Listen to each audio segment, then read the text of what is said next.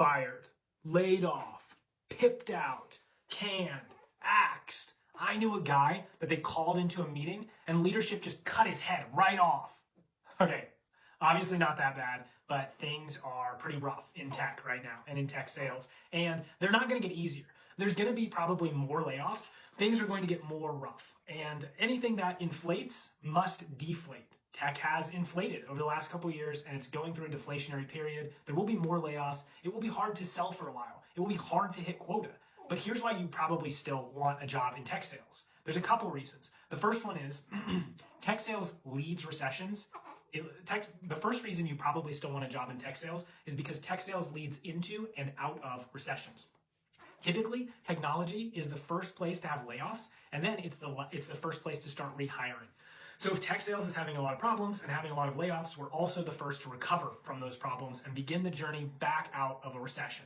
And at that period, at that point, all of the other companies and all the other sectors will be in the middle of doing layoffs. You want to be in tech sales. You want to have survived the hard, bad stuff in tech sales and be out of the recession while a lot of your peers in other industries are still going through the slog. The next reason that you want to work in tech sales is because it is the growth industry. Yes, it will have bad times and it will have good times, but it is the fastest growing industry in the American economy, and you want to be riding that horse. You want to be a part of that. You want to be riding that horse. You want to be a part of that and not being impacted by all of the bad economic positions and then not benefiting from all of the benefits of software company growth. There's a lot of other great reasons that you want to work in tech sales. Yes, there's a lot of uncertainty in it, but there's also huge commission checks that you can get.